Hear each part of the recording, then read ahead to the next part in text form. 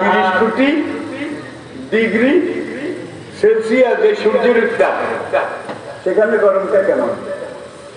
এরপরে বিজ্ঞানীরা পরীক্ষা নিরীক্ষা করে স্বীকার করেছে প্রতি সেকেন্ডে 30 কোটি টন হাইড্রোজেন গ্যাস, মিনিটে নয় সেকেন্ডে, প্রতি সেকেন্ডে 30 কোটি টন হাইড্রোজেন গ্যাস সূর্যের জ্বালানি হিসাবে লাগে। সেকেন্ডে 30 কোটি টন, মিনিটে, ঘন্টা, দিনে, মাসে, বছরে, হাজার হাজার বছরে, সেকেন্ডে 30 কোটি টন। একদল বিজ্ঞানী বললো, বাবারে বাবা, যেমন হাতি তেমন খোরাক, সেকেন্ডে 30 কোটি টন এইভাবে যদি খায়, কোনদিন আবার ওখানে হাইড্রোজেন গ্যাস শেষ হয়ে যায়, তাহলে তো স্যার নিভে যাবে। তোরা একটু সূর্যের চারিদিকে গ্যাস কি পরিমাণ আছে ওইটা একটু পরীক্ষা করে। আরেকদল বিজ্ঞানী সূর্যের চতুর্দিকে হাইড্রোজেন গ্যাস যেটা রিজার্ভ আছে, জমা আছে, এটা পরীক্ষা করে তারা বলছে আরো 500 কোটি বছর সেকেন্ডে 2 কোটি টন করে জ্বালিয়ে জ্বলে থাকার মতো গ্যাস সেখানে রিজার্ভ আছে। সাংঘাতিক কথা বলেছি।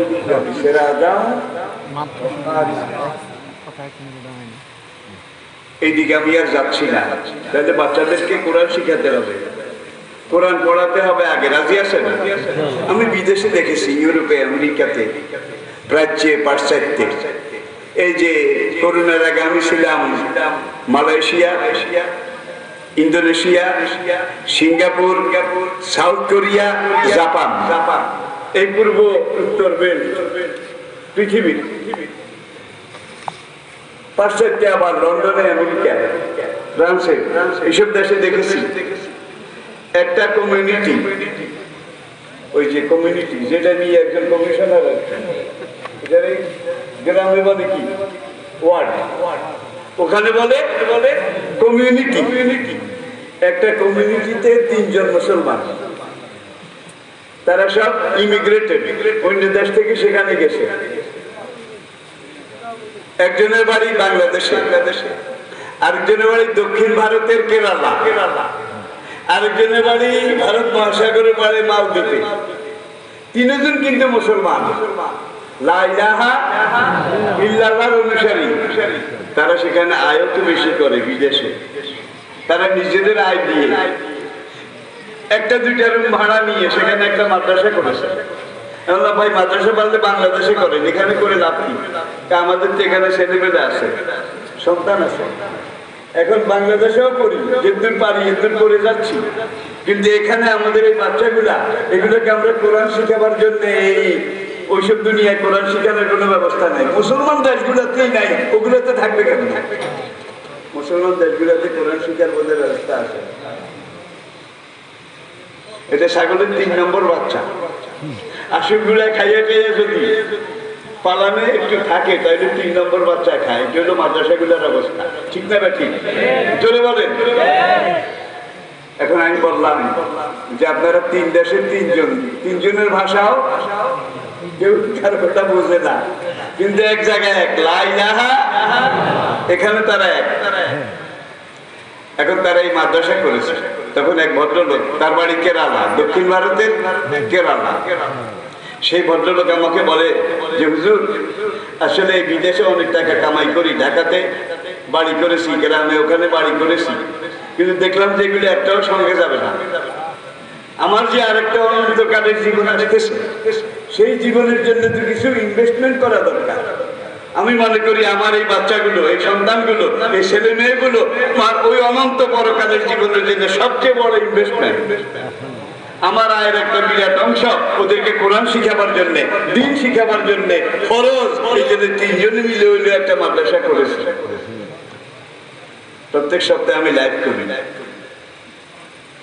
Live MUNA, Muslim Ummah of North America, MUNA, Muslim Ummah of North America, লন্ডনের ইকুইটি, এইসব টিভিতে, জার্মানি, ফ্রান্স, ক্যাম্বোডিয়া কমিউনিস্ট রাষ্ট্র, সেখানেও আমি কথা বলি।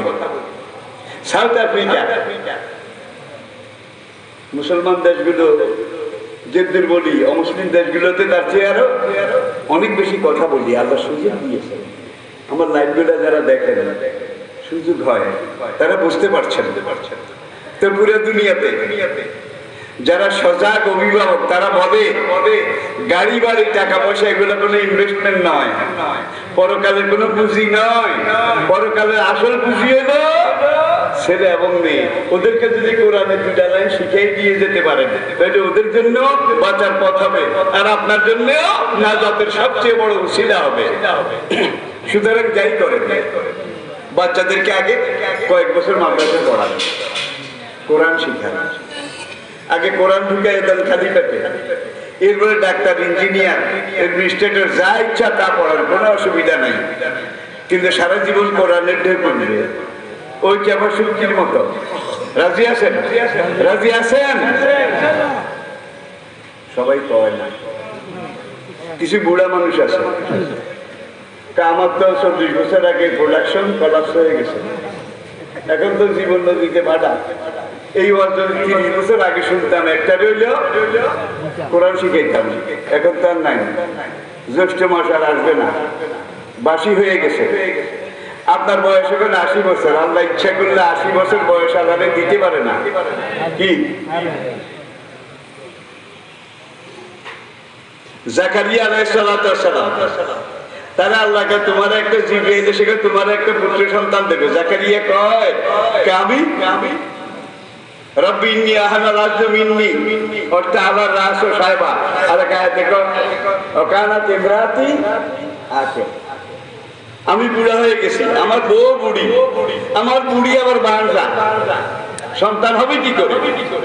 জিব্রাইলকে কাজা দিবে, কুন ফায়াকুন, কিভাবে হবে? কুন ফায়াকুন। ইব্রাহিম আলাইহিস সালাম প্রথম পুত্র ইসমাঈলের জন্ম 87 বছর বয়সে, ইসহাকের জন্ম 100 বছর বয়সে। তাহলে আল্লাহ বুড়ারেও দিতে পারে। আপনি নিয়ত করেন, বুড়ারে বলছেন। ইব্রাহিমের মতো, জাকারিয়া নবীর মতো বুড়াকারে যদি হলাম আমি একটা আগে কোরআন শিখাবো, আগে কোরআন ঢুকাবো, বুড়ারে কইতে রাজি আছেন? আছেন? যুবকেরা কবে না, এখনো গরম নাই, মাথাও নাই, ব্যথাও নেই, বিবাহ নাই, বউ নাই, সেই একই দাম। আজকে নিয়ত করেন কোনদিন জীবনে যৌবনে বিয়ে শাদী করবো, করার পরে আল্লাহ যে সন্তান দেবে, এই সন্তানদেরকে আমি আগে কোরআন শিক্ষা দেব, তারপরে দুনিয়ার যা ইচ্ছা তা শিক্ষা দেব। এই নিয়োগটা করলে কি ক্ষতি আছে? বিয়ের আগে আপনি মরে গেছেন, বুড়ারা মরে, যুবকরা তো মরে না। বুড়ারা মরে, যুবকরা মরে না।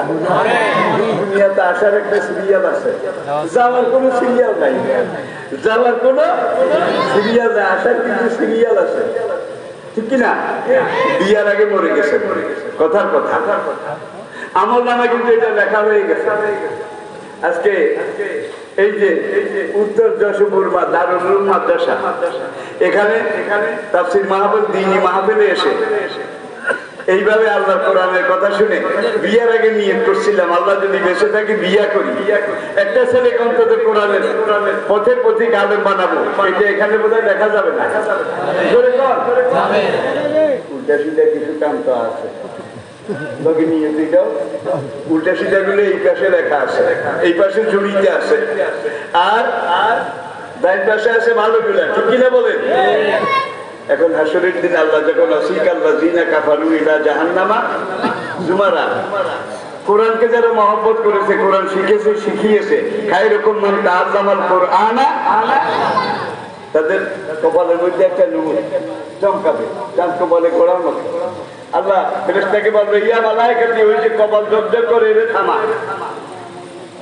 খারাপ খারাপ করছে মানুষ হিসাবে, ভালো কিছুও মনে আছে, তার ডান দিকের জুড়িটা একটু পড়বে, জুড়ি খুলে দেখে যে মা পেলে বসে সে ওয়াদা করেছিল, নিয়ত করেছিল বেঁচে থাকলে বিয়ে করলে আল্লাহ যদি সন্তান দেয়, অন্তত একটা সন্তান দেয় সাহেবে কোরআন আলেম বানাবে। এই যে এখানে লেখা আছে। আল্লাহ তখন বলবে, হালামনো কাজা দেখা, এই যে নিয়ত করেছে, এই উসিলায় বিয়ের আগে মরে গেছে, তারপরে নিয়ত করেছে, বিনা হিসাবে বেহেশতে দিয়ে দিলাম। বেঁচে থাকলে তো কথাই নেই। আবার মা পেলে কিছু বুড়া আছে, তার প্রোডাকশন কলাপস হয়ে গেছে, কইয়া লাভ কি? কইলে কিন্তু এটা এখানে দেখা হবে নাকি হবে না? দেখা হবে নাকি হবে না? বাঞ্জা মানুষের নিচে একজন থাকতে পারে, বাঞ্জা। কত হুজুরের কাছে গেছে, কত তাবিজ তোমার থানবী সাহেবের কাছে একজন গেছে, হুজুর একটু দোয়া করেন, আল্লাহ যেন একটা নেক সন্তান দেয়, হুজুর একটু দোয়া করেন। 1 বছর এক হুজুর একটু দোয়া করেন, আল্লাহ যেন একটা নেক সন্তান। 3 বছরের মাথায় হুজুর একটু দোয়া করেন, আল্লাহ যেন নেক সন্তান। থানবী সাহেবকে মেয়েকে বিয়ে করছো, কারণ তো বিয়ে তো করি নেক সন্তানের দোয়া করেন। প্রিয় ভাইয়েরা, যারা বন্দা মানে বানজা, জাকারিয়া নবীর মতো, আল্লাহ ইচ্ছা করলে জাকারিয়া নবীর মতো বানজা বিবির ঘরে দেয় নাই, দেয় নাই, আল্লাহ দিলেও দিতে পারে। আর যদি নাও হয় তাহলে আপনার এখানে দেখাটা আসলে মাঠে যাবে নাকি যাবে না? যাবে নাকি যাবে না? আপনি আশা বলি আমি আপনার আমল নামা দায়িত্বে এসেছে। এখানে আপনি বুড়াকালে বাঞ্জা বয়সে আপনি বলছেন অতীতে ভুল করেছি, এখন বুড়াকালে জাকারিয়া নবীর মতো যদি একটা হয় তাহলে আগে কোরআন ঢুকাবো সুখী বর্তার মতো। ওইলে পড়াইয়ে যদি নাও হয় তাহলে এই যে লেখা এটা রুশিলে আপনি বেঁচে যাবেন। তাহলে আপনার বাচ্চাদেরকে আপনি স্কুলে, কলেজে, মাদ্রাসা, ইউনিভার্সিটিতে পড়ান না। আমিও কিছু লেখাপড়া হইলে ওই লাইনেও করেছি, এই লাইনেও করেছি, পড়ান, কিন্তু আগে কোরআন ঢুকান। আপনার বাচ্চাদেরকে শুরুতে 7 বছর বয়সের ভিতরে তাদেরকে মাদ্রাসায় দিয়ে কোরআন শিখাইতে রাজি আছেন? বলেন আছেন?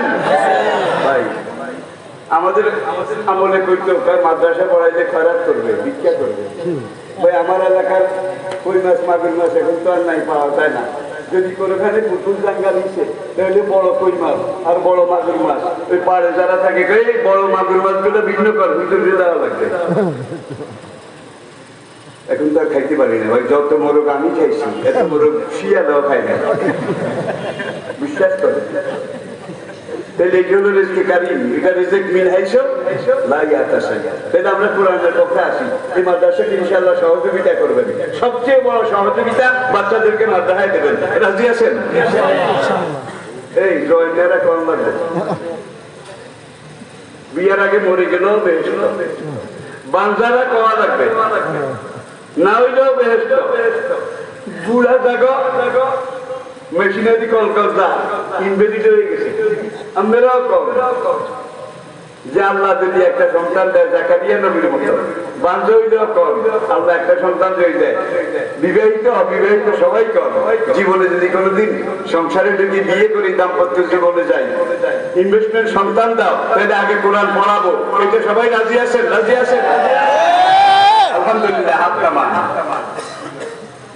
আমি তো বুড়া মানুষ, বিচার নেই শেষ। এই কথা বলতে পারি না, আগে একবার এসে জিজ্ঞেস করবো কয়জন দিচ্ছেন, কে কে দিচ্ছে। কিন্তু কথাগুলো আল্লাহ সাক্ষী হয়ে গেছে, ঠিক কিনা বলেন? সাক্ষী হয়ে গেছে, এভাবে খাতায় লেখা হয়ে গেছে। এগুলোকে আল্লাহ পাক আমাদের নাজাতের উসিলা করে দিন। সবাই আমার বলি আমিন। আসসালামু আলাইকুম ওয়া রাহমাতুল্লাহি ওয়া বারাকাতুহু। সবাই বসে থাকেন, 2 মিনিটে মুনাজাত হয়ে যাবে, 2 মিনিটে। আমার ভাই সভাপতি সাহেব বিরাট কোরবানি, বিরাট ত্যাগ এই প্রতিষ্ঠান নিয়ে 2 কথা বলে আপনি